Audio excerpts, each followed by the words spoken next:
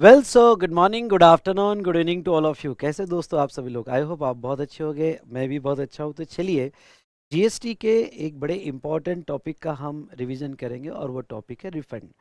तो दोस्तों, यहाँ पे डिस्कशन स्टार्ट करने के पहले मैं बता दूं कि मिशन संभव में जो हम चैप्टर वाइज चार्ट रिवीजन ले रहे हैं जीएसटी का, ये चैप्टर वाइज चार्ट रिवीजन जो है इसका यहाँ पे कैसे सब्सक्राइब करना है आपको फर्स्ट लेक्चर देखना है, साथ साथ में डिस्क्रिप्शन में सब्सक्रिप्शन लिंक देखनी है, जिसमें आपको जो है सारी नोट्स आपके लॉगिन में मिल जाएगी आपने सब्सक्राइब करने के बाद। बाकी डिटेल जानकारी जो है मैंने यहाँ पे यस फर्स्ट लेक्चर में दिया है, वो आप पहले 10-15 मिनट जरूर देख लेना, जिसमें आपको पूरी जानकारी मिल जाएगी कि आपको सब्सक्राइब कैसे करना है। तो चलिए दोस्तों, यहाँ पे अब ये जो इम्पोर्टेंट टॉपिक है रिफंड। रिफंड ये टॉपिक जो है बहुत सारे स्टूडेंट्स को यहाँ पे थ्योरेटिकल लगता है, लेकिन रिफंड ये चैप्टर में स्पेसिफिकली आपको क्या पढ़ना है और कैसे याद रखना है, ये रिवीजन आपको बहुत हेल्पफुल रहेगी। इसलिए इसके पहले भी अगर ये टॉपिक आपने पढ़ा होगा तो हो सकता है मोस्ट थेरी बेस लगा होगा, लेकिन चलिए ये चार्ट रिवीजन डेफिनेटली आपको बहुत हेल्प करने वाला है। और अगर ये रिवीजन आपको पसंद आया तो आप ज़रूर लाइक कीजिएगा और अपनी कमेंट्स भी दीजिएगा। ठीक है, तो चलिए कि चार्ट जो है रिफंड, ये रिफंड के चार्ट में पहले मैं पूरी प्रोसेस एक्सप्लेन कर देता हूँ, सो दैट आपके पूरे चैप्टर का मैपिंग आपको मिल जाएगा। और पूरे चैप्टर का मैपिंग आने के बाद कुछ स्पेसिफिक केसेस जो एग्जाम में पूछी ही जाती है रिफंड से रिलेटेड, तो वो स्पेसिफिक केसेस पे एक अच्छा खासा हम डिस्कशन करेंगे और आपको पूरा रिवाइज हो जाएगा। बस आपको क्या करना है कि रिवीजन के बाद ओके मेरा जो भी इंपॉर्टेंट क्वेश्चंस मैंने डिस्कस किए वो क्वेश्चन आपको देख लेना है, जिसकी प्लेलिस्ट मैंने डिस्क्रिप्शन में दी हुई है। ओके, बट ये चैप्टर होने के बाद मैं वो भी अपडेट कर दूंगा, तो यहाँ पे वो देख लेना है। और पहले एक काम कीजिएगा, सेल पढ़ लीजिएगा और सेल पढ़ने के बाद ओके अगर कहीं दिक्कत जाती है तो वो प्लेलिस्ट जरूर देख लीजिएगा क्वेश्चनर की। तो अगर आप ये दोनों चीज़ें करते हो तो डेफिनेटली आपको एग्जाम के लिए बहुत हेल्प होगा। और इस बार आईडीटी में 80 पार, उसके नीचे हम बिल्कुल भी नहीं सोचेंगे। तो चलिए दोस्तों, बात करते हैं रिफंड प्रोसीजर। ओके, इसको ये जो प्रोसीजर है इसको मैं प्रोसीजर 1 कहता हूँ। ये मेरे वर्ड्स है, जिसको मैं प्रोसीजर 1 कहता हूँ। यहाँ पे नॉर्मल रिफंड की प्रोसीजर कैसे है, स्टार्ट से लेके एंड तक पूरा अच्छे से समझ लो ये ओके बंदा है अप्लीकेंट, ओके जिसका रिफंड आ रहा है। रिफंड के अलग अलग केसेस है, जैसे मैं अगर आपको बताऊं तो मोस्ट ऑफ द केसेस मैंने ये चार्ट में कवर करने की कोशिश की है। और अगर आप ये चार्ट पढ़ोगे तो मैंने यहाँ पे लगभग पूरा चैप्टर मैंने 4 पेजेस में कवर कर लिया है। तो ये जो पूरा चैप्टर है यहाँ पे ओके अगर आप रेगुलर बुक के साथ फटाफट देख लेते हो तो भाई साहब ओके बस ये 4 पेजेस और क्वेश्चन इतना इनफ है। तो एक्सपोर्ट के केस में आपको रिफंड मिलता है अगर आप एक्सपोर्ट अंडर बॉन्ड करते हो गुड्स या सर्विसेज का। दूसरा अगर हम देखेंगे तो डीम एक्सपोर्ट एक कॉन्सेप्ट है, ओके यानी आपने ऐसे नोटिफाइड पर्सन को सप्लाई किया जो यहाँ पे आगे एक्सपोर्ट करते हैं, तो डीम एक्सपोर्ट को अगर आप करते हो तो आपको रिफंड मिलेगा। नेक्स्ट बेटा, मर्चेंट एक्सपोर्टर की अगर हम बात करें तो मर्चेंट एक्सपोर्टर के केस में भी रिफंड वो क्या होता है एक बार मैं फिर से आपको रिवाइज कर दूंगा। एसईजेड होगा, जीरो रेट सप्लाई, ओके जो अंडर बॉन्ड है, ओके अंडर बॉन्ड है जहां आपको आईटीसी के रिफंड मिलते हैं, जिसको एक फॉर्मूला आपने देखा था रूल 894 का, तो ये भी रिफंड जो है आपको यहाँ पे मिलेगा। उसके बाद में इन्वर्टेड ड्यूटी स्ट्रक्चर, ओके यानी आपका आउटपुट रेट जो है वो आउटपुट रेट कम है okay as compared to input rate, तो वो भी रिफंड मिलेगा। मैंने ये चैप्टर में मैं आपको बहुत अच्छे से रिवाइज करके दूंगा, यानी रियली आप हैप्पी हो जाओगे कि हाँ जो थेरी हमने पढ़ी थी फिर से एक बार अच्छी रिवैम्प हो गई है, फिर से अच्छे से हो गया है। ओके इसलिए ये एंड तक जरूर देखिएगा, एक एक पॉइंट हमारा रिविजन में आएगा। और दूसरा इंपॉर्टेंट पॉइंट मैं आपको एक कहूँगा कि इसके बाद में क्वेश्चनर देख लोगे तो ये चैप्टर पे जब भी कोई क्वेश्चन आए या आने के बहुत चांसेस है तो आप पूरे मार्क्स उसमें ले सको। ओके इन्वर्टेड ड्यूटी स्ट्रक्चर, उससे रिलेटेड क्लैरिफिकेशंस, कुछ इंपॉर्टेंट क्लैरिफिकेशंस भी हम देख लेंगे। फिर रिफंड मिलता है यूआईएन, यूनिक आइडेंटिफिकेशन नंबर आपके पास होगा तो वो केस में आपको रिफंड मिलेगा। टूरिस्ट हो गए तो, और नेक्स्ट बेटा ओके फिर बाकी छोटी छोटी केसेस रिफंड की, जैसे आपका एक्सेस कैश लेजर में बैलेंस है तो रिफंड मिलेगा। सीटीपी एनआरटीपी को क्योंकि टेम्पररी रजिस्ट्रेशन है तो रिफंड मिलता है। उसके बाद में कोर्ट के ऑर्डर से refund, finalisation of provisional assessment, wrong payment of tax, excess payment of tax, तो most of the situations refund की जो है मैंने कवर कर लिया। फिर रिफंड ऑर्डर के क्या स्पेशल फीचर्स है ये भी हमने यहाँ देख लिए। और उसके बाद में interest on delay payment of refund ये भी मैं कवर कर लिया। तो चलो सारी चीज़ें फटाफट अच्छे से कवर कर लेते हैं। और ये जो आखिरी वाले टॉपिक्स है मैं इतना ही कहना चाहूँगा कि एक बार यहाँ पे ओके, रिवीजन कर लो, देखो कैसे मजा आता है ना। पहला टॉपिक यहाँ पे देखते हैं, रिफ अप्लीकेंट, पहली पूरी प्रोसेस समझ लो। रिफंड अगर आपको जीएसटी में क्लेम करना है तो रिफंड क्लेम करने के लिए आपको एक डॉक्ट्रिन प्रूव करनी पड़ती है, डॉक्ट्रिन ऑफ अनजस्ट एनरिचमेंट। ये डॉक्ट्रिन ऑफ अनजस्ट एनरिचमेंट क्या होती है? वो मतलब कैसे कि इनडायरेक्ट टैक्स में बर्डन पास ऑन हो जाता है रिसिपिएंट को अगर बर्डन पास ऑन हो गया और रिफंड बाद में अगर जनरेट होता है, तो अगर ये रिफंड सप्लायर को दे दिया गया तो it unduly enriching supplier at the cost of another, मतलब सप्लायर को डबल बेनिफिट हो जाएगा क्योंकि उसने तो कस्टमर से ले लिया है, तो ऐसे केस में डबल बेनिफिट हो जाएगा।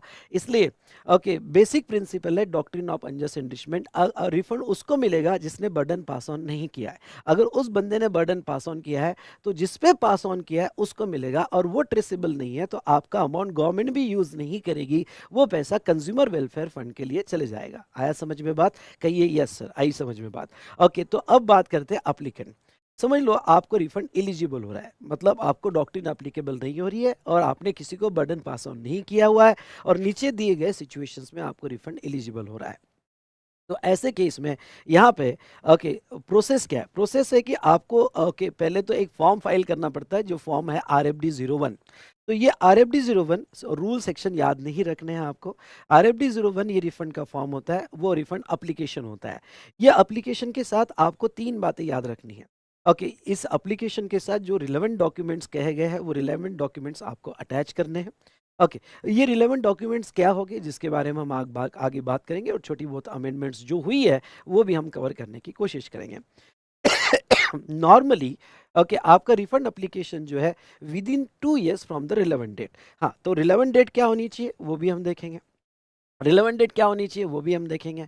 तो 2 years from the relevant date होना चाहिए। Next, if ITC refund okay आपका reduce from the amount of E credit ledger, अगर आप आईटीसी रिफंड क्लेम करते हो, if ITC refund is claim, यहाँ लिख देना इस क्लेम, आपने एप्लीकेशन फाइल कर दिया तो उतना अमाउंट आपके आईटीसी से रिड्यूस हो जाता है। मतलब क्या, समझ लो आप एक्सपोर्ट कर रहे हो तो एक्सपोर्ट में आपको आईटीसी के रिफंड मिलते हैं रूल 89(4) के फॉर्मूला के हिसाब से, जो रेशियो में आपने एक्सपोर्ट किया उस रेशियो में आपको रिफंड मिलते हैं।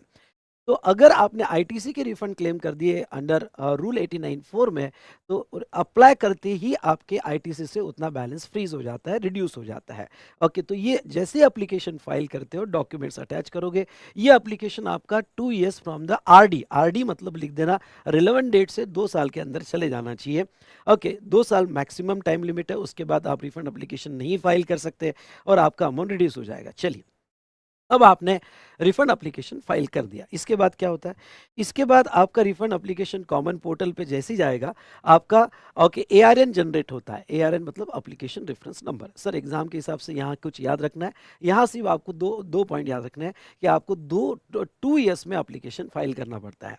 Okay, refund application normal time limit दी गई है, कुछ केसेस में थोड़ा बहुत चेंज है, मैं आगे आपको एक्सप्लेन करूंगा। जैसे कॉमन पोर्टल फिर आपका एप्लीकेशन जो है असाइन करता है ओके जुडिशनल ऑफिसर को, मे बी सेंट्रल ऑफिसर होगा, स्टेट ऑफिसर होगा, क्योंकि क्रॉस एम्पावरमेंट है। क्रॉस एम्पावरमेंट मतलब क्या है? तो क्रॉस एम्पावरमेंट मतलब क्या कि यहाँ पे अगर केस सेंट्रल के पास जाती है तो फिर स्टेट को मानना पड़ेगा, या स्टेट के पास जाती है तो जो रिफंड ग्रांट किया वो सेंट्रल को मानना पड़ेगा। तो ये पोर्टल अलोकेट करता है रिफंड के अमाउंट को देख के कि सेंट्रल सीजीएसटी ऑफिसर के पास दे या एसजीएसटी ऑफिसर के पास दे, ये आपको याद रखने की जरूरत नहीं है। ये थ्योरी पढ़ते वक्त ये चीजें आती है पर लीव इट, ये एग्जाम में नहीं पूछेंगे। चलो, ऑफिसर के पास आपका रिफंड क्लेम आ गया। अब ये ऑफिसर के पास रिफंड क्लेम आने के बाद क्या होता है? ओके, रिफंड क्लेम ऑफिसर के पास आने के बाद ऑफिसर आपका रिफंड क्लेम डॉक्यूमेंट्स वगैरह चेक करता है। अगर उसको कोई डेफिशिएंसी मिलती है या फिर रिफंड क्लियर है, अगर डेफिशिएंसी नहीं मिलती है तो डायरेक्ट आपको एक्नॉलेजमेंट दे देता है विद इन 15 डेज कि आपका रिफंड एप्लीकेशन मिल गया। वो एक्नॉलेजमेंट में एक डेट स्पेसिफाई करता है, ये डेट मेरे लिए बड़ी इंपॉर्टेंट है, date of complete application, date of receipt of complete application. ये डेट आपके लिए बड़ी इंपॉर्टेंट होती है कि उसको कंप्लीट एप्लीकेशन कब मिला। ओके, वो डेट वो एक्नॉलेजमेंट नोटिफाई करता है RFD 02 में। इसलिए वो काम किया कि जिस दिन ये डेट होगी, डेट ऑफ कंप्लीट एप्लीकेशन, उस दिन से आपको ओके 60 डेज में ऑर्डर आ जाना चाहिए, आगे लिखा हुआ है, तो वो ऑर्डर के बारे में हम आगे बात करेंगे। चलिए, अगर आपकी कोई डेफिशिएंसी मिली, तो डेफिशिएंसी वो RFD03 में इन्फॉर्म कर देगा आपको। सर फॉर्म याद रखने पड़ेंगे क्या? अगर ये डायग्राम से याद हो जाते हैं तो क्या प्रॉब्लम है, नहीं होते तो फिर ठीक है, पर याद हो जाते हैं तो अच्छी बात है। तो मैं बस इतना ही कहूँगा कि आपको यहाँ पे जस्ट मिनट, जस्ट मिनट, हाँ, आपको अगर याद हो जाता है तो अच्छी बात है। तो ऐसे सिचुएशन में जहाँ तक है, आपको डेफिशिएंसी मेमो देगा, फिर आपको, हाँ, फिर आपको फिर से RFD01 जो डेफिशिएंसी है वो करेक्ट करके फिर से RFD01 फाइल करना पड़ेगा। अगर आपका सब कंप्लीट हुआ तो फिर वो एक्नॉलेजमेंट देगा। तो यहाँ फिर डेट कौन सी होगी? तो date of completion, complete application, जब आपने फिर से फाइल किया और एप्लीकेशन कंप्लीट हुआ, उस वो डेट आपको दी जाएगी। चलिए, यहाँ तक तो ठीक है, आगे बढ़ते हैं। Okay, if acknowledgement is given application is accept, acknowledgement is given, आपको अगर ये एक्नॉलेजमेंट मिल जाती है मतलब आपका एप्लीकेशन एक्सेप्ट हो गया। नाउ अब ये एप्लीकेशन एक्सेप्ट होते ही आपको एक provisional order of granting refund है। अब ये provisional order of granting refund क्या है, वैसे आगे तो हम पढ़ेंगे, लेकिन अभी थोड़े इसके इंपॉर्टेंट पॉइंट समझ लो अगर आपको कुछ याद आता होगा तो। ये provisional order of granting refund ये है बेटा, ओके, कि यहाँ पे अगर आपका एक्सपोर्ट अंडर बॉन्ड होगा, मतलब आपने एक्सपोर्ट किया और एक्सपोर्ट अंडर बॉन्ड होगा, तो आपको आईटीसी के इनपुट और इनपुट सर्विस के रिफंड मिलते हैं रूल 89(4) के फॉर्मूला से। 89(4) का फॉर्मूला है कि एक्सपोर्ट टर्नओवर जो भी आपका zero rate supply of turnover होगा divided by adjusted total turnover into net ITC. तो इस फॉर्मूला से आपको क्या मिल जाता है, रिफंड मिल जाता है। गवर्नमेंट ये जो एक्सपोर्ट वाले होते हैं ना, ये गवर्नमेंट के दामाद होते हैं। मतलब ये हुआ कि अगर जीरो रेट सप्लाई का रिफंड है आईटीसी का, तो गवर्नमेंट एप्लीकेशन पे ही प्रोविजनल रिफंड दे देती है, ऑर्डर बाद में आते रहेगी, ऑर्डर बाद में आती रहेगी। तो ये प्रोविजनल रिफंड वो लगता है ZRS के केस में, जहां एक्सपोर्ट अंडर बॉन्ड होता है, बाकी सब में नहीं मिलता है। गवर्नमेंट आपका एप्लीकेशन एक्सेप्ट हुआ कि पहले इसको दे भाई, ये मेरा लाडला है, ओके, तो it is available only in case of ITC refund of ZRS export under bond या LUT। यानी जब आईटीसी का रिफंड आप क्लेम करोगे अंडर ZRS और अंडर बॉन्ड और LUT है, तो वो केस में आपको रिफंड मिलेगा। Refund amount is 90% of total amount claim. तो गवर्नमेंट क्या कहती है, इन ये एक्सपोर्टर है भाई, इसको 90% का रिफंड दे दें, और 90% का रिफंड देके पहले इसको सेटल कर, 10% बाद में देखेंगे, ऑर्डर ऑर्डर बाद में देखेंगे, ये ओके प्यारा बंदा है, पहले 90% इसको देंगे। No provisional order where offense is done in last 5 years and amount of tax evaded exceeds 2.5 crores। लेकिन ओके लाडला है, पर इतना लाडला नहीं कि बंदा ऑफेंस भी कर रहा है, ओके, इतना लाडला नहीं कि बंदा ऑफेंस भी कर रहा है, ओके। तो अगर लास्ट 5 ईयर में उसने ऑफेंस किया होगा और उस ऑफेंस में 2.5 करोड़ के ऊपर, ये बड़ा इंपॉर्टेंट है, ये याद रखना, और उस ऑफेंस में उसने 2.5 करोड़ के ऊपर अमाउंट टैक्स इवेजन किया होगा, तो फिर ये लाडले को 2 चप्पट, मतलब इसको प्रोविजनल वगैरह नहीं मिलेगा, इसके ऊपर विश्वास मत रखो। इसको ऑर्डर आने दो, ऑर्डर आने के बाद जितना इसका रिफंड बनता है उतना देना। प्रोविजनल मतलब हम उनको प्यार कर रहे हैं कि चल भाई तेरे पे प्यार है, लाडला आ रहा है, और कि तू पहले ही तेरा ऑर्डर ऑर्डर होते रहेगा, तू पहले ही 90% ले ले, and it will be granted with in 7 days of the application. मतलब जैसे आपका एप्लीकेशन एक्सेप्ट हो गया, वहां से 7 दिन के अंदर आपको जो है ये ओके रिफंड ग्रांट हो जाता है। क्या बात है, क्या बात है, ओके। तो इस तरह से आपको रिफंड दे दिया जाता है। चलो, अब एक्नॉलेज, ये तो प्रोविजनल आपको दे दिया गया और प्रोविजनल ऑर्डर जाती है। नॉर्मल प्रोसेस क्या है, अगर ZRS हम ना ले तो नॉर्मल प्रोसेस क्या है, प्रोसेसिंग होता है, और प्रोसेसिंग के बाद आपको मिलती है क्या बेटा, यहाँ पे ऑर्डर। ओके, प्रोसेसिंग के बाद आपको मिलती है ऑर्डर। ओके, अब ये ऑर्डर क्या होगा, ये ऑर्डर में अब यहाँ तो एप्लीकेशन एक्सेप्ट हुआ, सुनना, यहाँ तो एप्लीकेशन एक्सेप्ट हुआ, लेकिन इस ऑर्डर में 2 बातें हो सकती है। ऑर्डर में आपका रिफंड सैंक्शन हो गया या आपका रिफंड रिजेक्ट हो गया। ओके, नहीं भाई आपका रिफंड नहीं मिलेगा आपको, हो सकता है doctrine of unjust enrichment prove नहीं कर पाए, हो सकता है आपने बर्डन पास ऑन कर दिया होगा, इसलिए जहां तक है ऑफिसर ने आपका रिफंड रिजेक्ट कर दिया। अगर रिजेक्ट कर दिया रिफंड आपका, तो आपको शो कॉज नोटिस आती है, अपॉर्चुनिटी ऑफ बीइंग हर्ट दिया जाता है। Okay, rejection of refund order, okay, rejection of refund, फिर पहले शो कॉज नोटिस दी जाती है, फिर रिजेक्शन ऑर्डर दे दी जाती है। अगर इस ऑर्डर के अगेंस्ट में आपको अपील फाइल करना है तो डेफिनेटली आप अपील फाइल कर सकते हो, और appeal by the agreed person, okay, appeal by the agreed person, तो इसमें आप अपील फाइल कर सकते हो। Appeal appellate authority, appellate tribunal, appellate court, इनके पास आप अपील फाइल कर सकते हो। अब देखो, अगर आप इनके पास अपील फाइल कर रहे हो तो समझ लो कोर्ट ने आपको रिफंड अलाउ कर दिया, कि कोर्ट ने कहा नहीं नहीं नहीं नहीं भाई, इन्होंने, इनको रिफंड मिलना चाहिए, रिजेक्शन ऑर्डर गलत है। तो अगर कोर्ट ने रिफंड ऑर्डर किया तो फिर आपको इंटरेस्ट मिलता है 9% per annum from the date of application, okay, till the date of application till the date of refund. यहाँ पे एक ध्यान रखना, 9% का आपको इंटरेस्ट मिलता है। अगर कोर्ट के ऑर्डर से आपको रिफंड मिल रहा है तो 9% का मिलता है। मतलब जो जिसका मतलब यहाँ पे आपका रिफंड रिजेक्ट हो गया था, आपने अपील फाइल किया, अपील में कोर्ट ने अलाउ कर दिया, कोर्ट ने अगर रिफंड अलाउ कर दिया तो आपको इंटरेस्ट 9% पर एनम से मिल जाएगा। चलो, ये तो रिजेक्ट हुआ। अगर आपका रिफंड सैंक्शन हो गया, एक्सेप्ट कर लिया गया, तो फिर आपको रिफंड ऑर्डर आती है, मतलब ऑफिसर ऑर्डर इशू करता है कि इसको रिफंड दे दो। नाउ अगर ज़ेरारेस होगा तो 90% रिफंड तो पहले ही दे चुके हैं, अब इस ऑर्डर पे सिर्फ 10% बचेगा।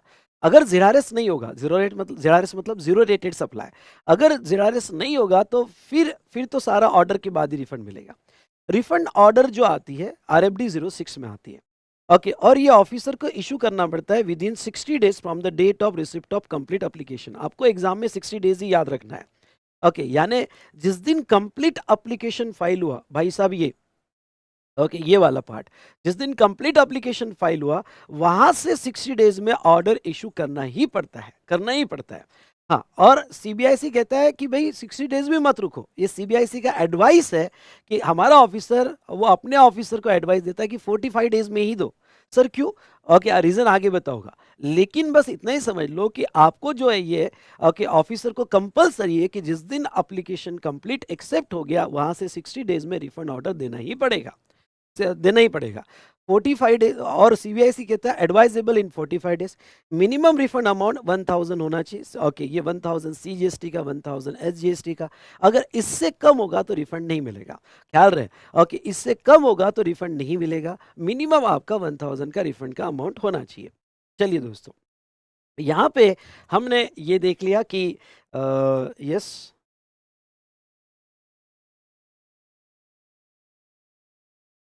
जस्ट मिनट, हाँ, ये तो हमने देखा कि रिफंड ऑर्डर आपकी जो है यहाँ 60 डेज में होनी चाहिए। उसके बाद में doctrine of unjust enrichment check होगी। डॉक्ट्रिन ऑफ अनजस्ट ऑर्डर देते वक्त ऑफिसर दो तीन बातों का ख्याल रखेगा। कौन सी दो तीन बातों का ख्याल रखेगा? कि वो इस बात का ख्याल रखेगा कि कहीं बर्डन तो पास ऑन नहीं हुआ है। अगर बर्डन पास ऑन हुआ होगा तो वो ऑर्डर जो देगा वो कहेगा कि पैसा, ऑर्डर देगा और ऑर्डर में लिख के देगा कि पैसा कंज्यूमर वेलफेयर फंड को ट्रांसफर कर दो, ओके, ये पैसा कंज्यूमर वेलफेयर फंड को ट्रांसफर कर दो, ओके। या अगर बर्डन पास ऑन नहीं होगा तो वो बोलेगा कि चलो ये पैसा सामने वाले पार्टी को जिसने एप्लीकेशन दिया है रिफंड का उसको दे दो। अब डॉक्ट्रिन ऑफ अनजस्ट एनरिचमेंट क्या बोलता है? डॉक्ट्रिन ऑफ अनजस्ट एनरिचमेंट कहता है यहाँ पे कि refund to be granted to that person who borne the burden of tax. लेकिन तो कुछ केसेस में ये इंपॉर्टेंट क्वेश्चन कभी कभी पूछते हैं कि कौन कौन सी ऐसी केसेस है जहां डॉक्ट्रिन अप्लीकेबल नहीं होती है। इसका मतलब क्या हुआ? इसका मतलब आपको प्रूव करने की जरूरत ही नहीं है कि आपने बर्डन पास ऑन किया है या पैसा कंज्यूमर वेलफेयर फंड को ट्रांसफर नहीं होगा, आपने एप्लीकेशन दिया तो रिफंड आपको ही मिलेगा। एक है IGST paid on export without bond, okay, अगर आपको याद होगा तो ठीक है, नहीं तो हम आगे डिस्कस करेंगे। अगर आप एक्सपोर्ट करते हो और एक्सपोर्ट करते हो विदाउट बॉन्ड, मतलब IGST पेमेंट, आपको दो ऑप्शन मिलते हैं एक्सपोर्ट पे। एक तो आप जो है IGST पे करो और बाद में रिफंड क्लेम करो, बॉन्ड एग्जीक्यूट करने की जरूरत नहीं है। या दूसरा जो है यहाँ पे आपको ऑप्शन क्या मिलता है? तो दूसरा ऑप्शन आपको मिलता है कि आप जो है जीरो रेटेड सप्लाई करो। आई रिपीट, आप जीरो रेटेड सप्लाई करो, ओके, और बॉन्ड दो।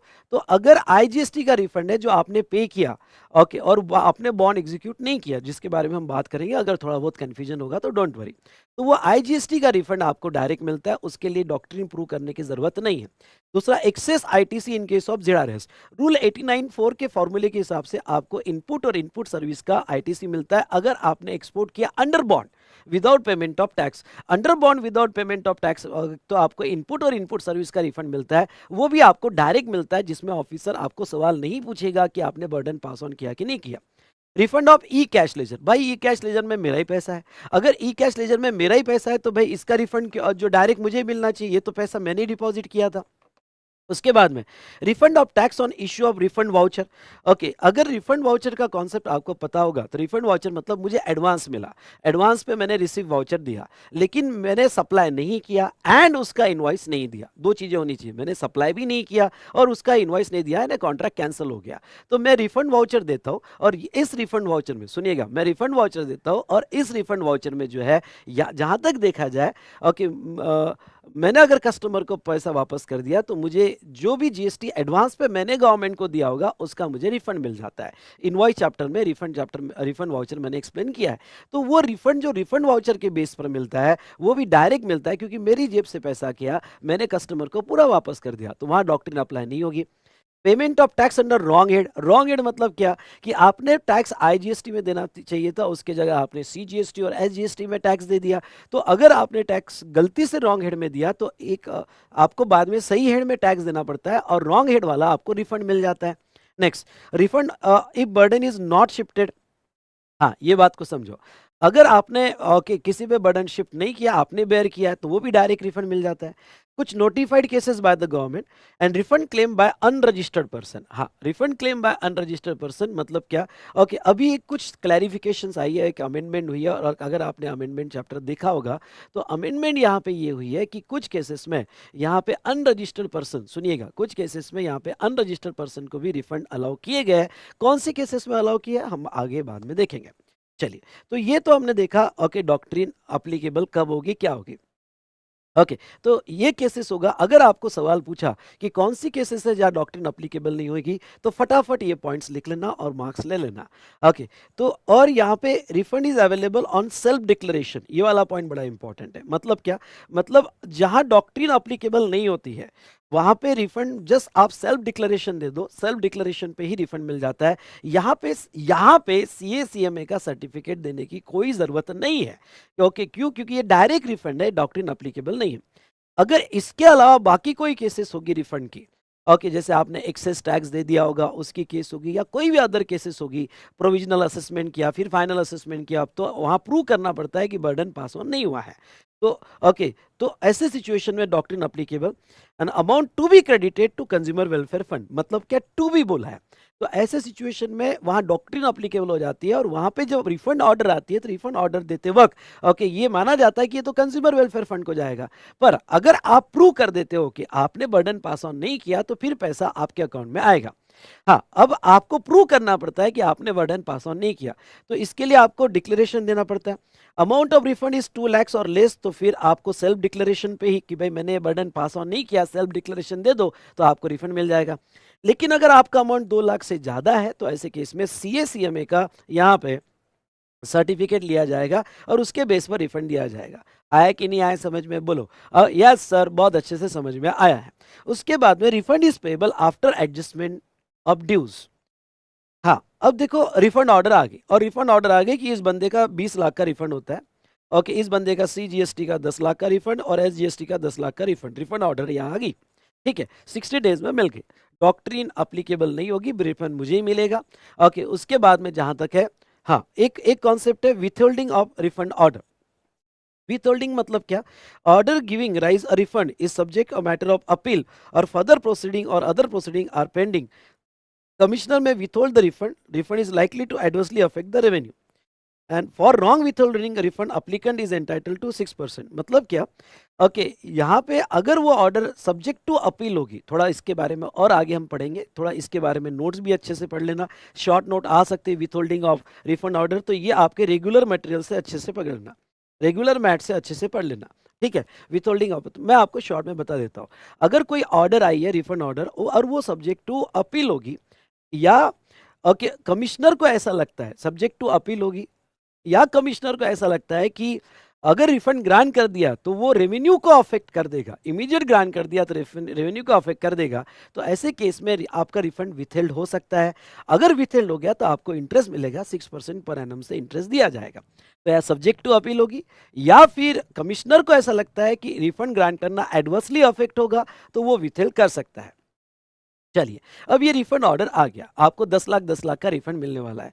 तो अब देखो क्या होता है, ऑर्डर आने के बाद आपके अगर कोई पुराने ड्यूज हो गए, सेक्शन 79 की रिकवरी होगी, या सेक्शन 42 में ओल्ड टैक्सेस हो गए, एक्साइज वैट पुराने, तो ऐसे केस में पुरानी कोई रिकवरी आपके अगेंस्ट में होगी सेक्शन 79 की, तो आपके रिफंड के अमाउंट से डिडक्ट हो जाता है। समझ लो आपको 20 लाख का रिफंड है और पुराना कोई रिकवरी बाकी है, तो पुराना रिकवरी 5 लाख का बाकी है, तो लेस 5 लाख, मतलब आपका अब रिफंड बचा 15 लाख। मतलब आपका पहले रिफंड पुरानी रिकवरी में से से सॉरी आपके रिफंड में से पुरानी रिकवरी काट ली जाती है।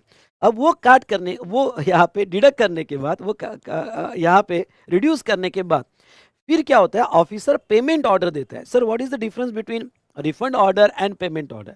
रिफंड ऑर्डर का मतलब रिफंड सैंक्शन हुआ, अब पेमेंट ऑर्डर मतलब उसके अकाउंट में पे कर दो। इन दोनों में ये वाला डिफरेंस होता है, इतना रिफंड सैंक्शन हुआ, इतना रिफंड सैंक्शन हुआ, ड्यूज डिडक्ट हो गए और नेट इतना पे करना है, तो पेमेंट ऑर्डर होता है। ओके, तो ये दोनों ऑर्डर देनी पड़ती है, रिफंड ऑर्डर भी देनी पड़ती है और पेमेंट ऑर्डर भी देनी पड़ती है। तो ये पेमेंट ऑर्डर दो केस में आती है। अगर प्रोविजनल रिफंड 90 यहाँ पे 90% ग्रांट हो रहा है विद इन 7 डेज, तो immediate provisionally payment order officer सीधा सीधा 90% का पेमेंट ऑर्डर दे देता है और 10% का इस ऑर्डर आने के बाद देता है। और अगर वो ZRS नहीं होगा तो पहले सैंक्शन ऑर्डर आती है, सॉरी बेटा, सॉरी, पहले सैंक्शन ऑर्डर आती है और सैंक्शन ऑर्डर के बाद जो है आपका यहाँ पे पेमेंट ऑर्डर आता है कि भाई इस बंदे को आप पे कर दो। ये पेमेंट ऑर्डर जो CGST ऑफिसर है या SGST ऑफिसर है वो अपलोड करता है पब्लिक फाइनेंस मैनेजमेंट सिस्टम पे, PFMS। तो PFMS पे, पब्लिक फाइनेंस मैनेजमेंट सिस्टम पे अपलोड करता है। ओके, ये जो होता है ये एक ऐसा सिस्टम होता है कि जो गवर्नमेंट का सिस्टम है, यानी गवर्नमेंट के पेमेंट जो है इसी सिस्टम में से जाएंगे। अब देखो क्या होता है, रिवैलिडेशन ऑफ ऑफर, ये पढ़ते वक्त कहीं तो भी आएगा। रिवैलिडेशन ऑफ ऑर्डर मतलब पेमेंट ऑर्डर, जो पेमेंट ऑर्डर दी गई उसका रिवैलिडेशन। अब ऑफिसर ने पेमेंट ऑर्डर कर दी जनवरी में कि भाई पेमेंट कर दो, गवर्नमेंट को भेज दिया, PFMS पोर्टल पे भेज दिया। अगर सेम फिनेंशियल ईयर में ऑफिसर ने मतलब गवर्नमेंट ने डिसबर्स कर दिया, तो अगर जनवरी में ऑर्डर दिया और मार्च के पहले गवर्नमेंट ने डिसबर्स कर दिया रिफंड, तो ठीक है, फिर रिवैलिडेशन करने की जरूरत नहीं है। लेकिन यहाँ पे अगर जनवरी में गवर्नमेंट का पेमेंट, ऑफिसर का पेमेंट ऑर्डर आ गया पर गवर्नमेंट के अकाउंट से डिसबर्स नहीं हुआ, तो फिर से यहाँ पे RFD 5 रिवैलिडेट करना पड़ता है। यानी RFD 06 तो नहीं करना पड़ता, वो तो सैंक्शन ऑर्डर है, पर फिर से यानी मार्च होने के बाद वापस से RFD 05 फिर से बनाना पड़ता है और गवर्नमेंट को भेजना पड़ता है PFMS पोर्टल पे और उसको रिवैलिडेट करना पड़ता है, ईयर बदल जाए तो। चलिए, फिर आपका बैंक अकाउंट वेरीफाई करता है PFMS पोर्टल और आपके बैंक अकाउंट में डिसबर्स हो जाता है। अब लॉ क्या कहता है, ये refund not paid with in 60 days of application, यानी जिस दिन एप्लीकेशन दिया गया वहां से, यानी ये जो जिस दिन एप्लीकेशन एक्सेप्ट हुआ वहां से 60 डेज में रिफंड नहीं दिया गया, यानी रिफंड का सैंक्शन ऑर्डर नहीं, रिफंड चले जाना चाहिए, चले जाना चाहिए, तो वो केस में 6% पर एनम का इंटरेस्ट लगेगा 61th day till the date of payment of refund. तो वो सिचुएशन में यहाँ पे जो है ओके 61th डे से इंटरेस्ट लगना चालू हो जाएगा। ठीक है, 61 डे से इंटरेस्ट लगना चालू हो जाएगा और इस तरह से रिफंड आपके अकाउंट में आ जाएगा। इसलिए तो यहाँ पे CBIC एडवाइस करता है कि भाई 60 डेज में अगर ऑर्डर दोगे तो वहाँ पे या 60th डे को ऑर्डर आएगी तो फिर अननेसेसरी गवर्नमेंट को 6% पर एनम का इंटरेस्ट लग जाता है। अगर यहाँ पे 60 डेज के अंदर रिफंड चले जाता है, 60 डेज के अंदर रिफंड चले जाता है किसको, कि गवर्नमेंट को, तो फिर इंटरेस्ट देने की ज़रूरत नहीं है। इसलिए तो ये एडवाइस किया है कि भाई ऑर्डर 45 डेज में निकालो, सो दैट 15 दिन डिसबर्समेंट के लिए मिल जाए और गवर्नमेंट का इसमें इंटरेस्ट का लॉस ना हो। ओके, तो व्हाट यूर इट में भी आपको ये फोकस करना है कि इंटरेस्ट कब लगता है। तो अगर यहाँ पे इंटरेस्ट जो है 60 डेज में, सुनिएगा, इंटरेस्ट जो है यहाँ पे 60 डेज में फ्रॉम एप्लीकेशन पे नहीं किया तो 6% पर एनम का गवर्नमेंट आपको इंटरेस्ट देगी।